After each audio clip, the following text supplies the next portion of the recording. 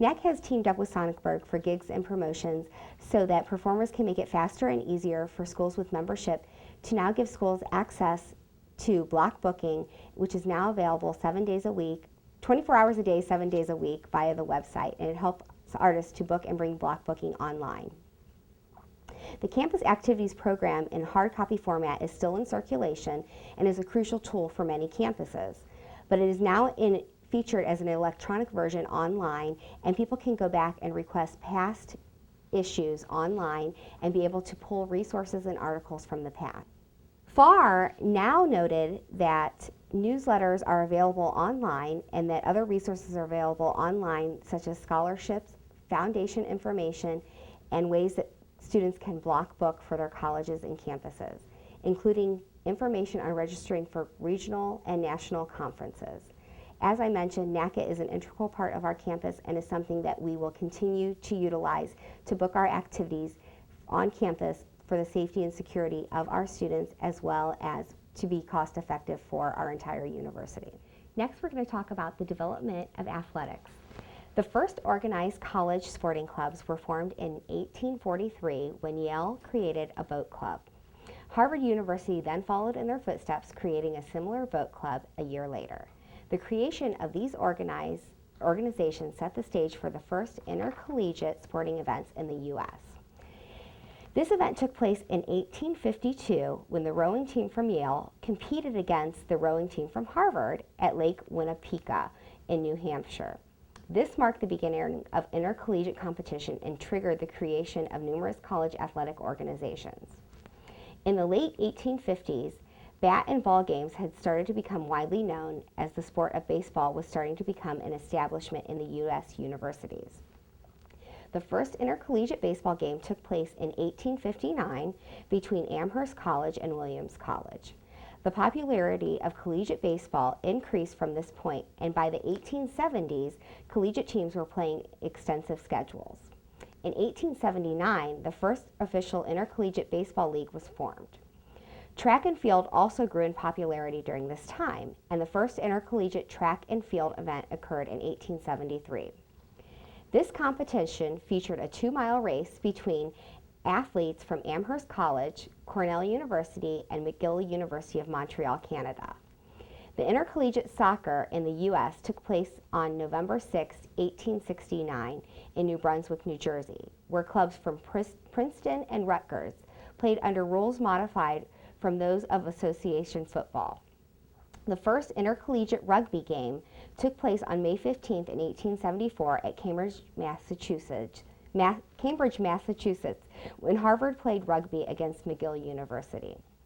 The first intercollegiate football game between teams from Rutgers College, now Rutgers University, and the College of New Jersey, now Princeton University, took place on November 6, 1869 at the College Field, now the site of College Avenue Gymnasium at Rutgers University in New Brunswick, New Jersey. As Thielen noted, 1880 was when the rise of football on college campuses took over. During this time, all intercollegiate sports were ran by and for the students. This system kept them free from faculty and presidential control, but also meant that they had to fund equipment and repairs themselves. This led to an alliance with many schools' alumni, which in turn funded both power and money for the college athletics. Yale, for instance, had a paid athletic director whose job was to oversee the sports monies. This type of position was caught on by many universities and colleges. These athletic associations had very few rules and governance over things such as academic eligibility and brutality on the field. The students and alumni continued to overturn the administration. That was when the NCAA was established to be the guidelines and develop the rules and associations for student intercollegiate athletic play. Now we will discuss intramural sports on campuses. In 1913, the term intramural was first used at the University of Michigan, at which time the first former intramural departments were formed at Michigan and at Ohio State. Many large state institutions then followed. The first building dedicated solely to intramural activities was constructed in 1928 at the University of Michigan. The creation of federal work-study programs in 1933 established jobs for students in intramural departments and allowed many institutions to further develop their intramural programs. In 1948 marked the beginning of the first professional organization related to college intramurals. The National Intramural Association, otherwise known as NIA, was formed. They later changed the organization to the National Intramural Recreation Sports Association, the NIRSA. And in 1955, the first international conference was held, and in 1971, women were invited to join the NIRSA. The only prerequisite for intramurals is the desire to participate, which often includes a broad range of duties such as playing, coaching, managing, supervising, officiating.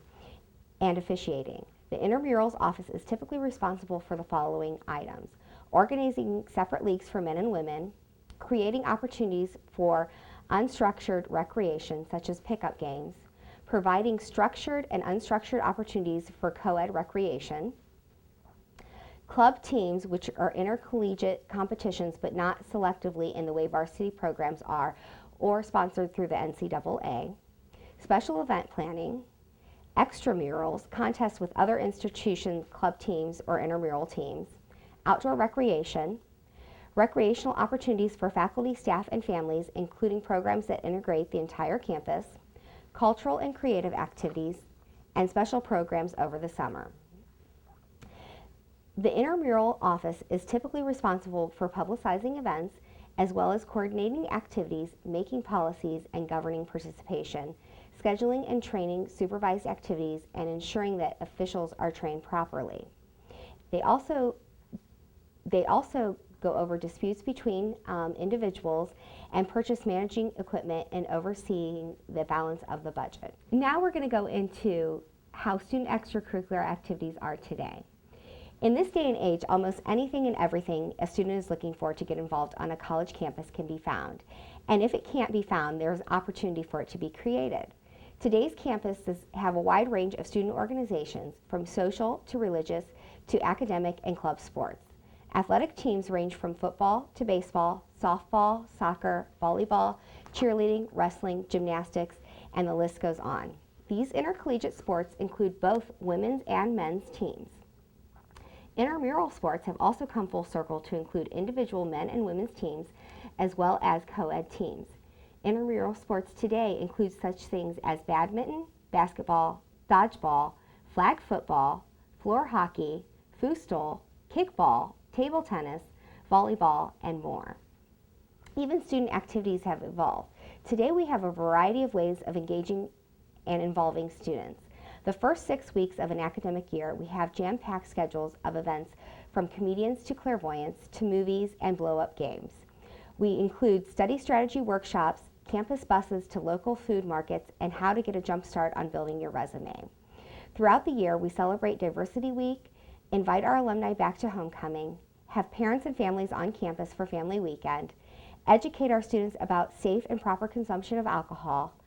We go on to honor Black History Month, Women's History Month, Hispanic Heritage, National Coming Out Day, Outstanding Senior Students, and the list goes on.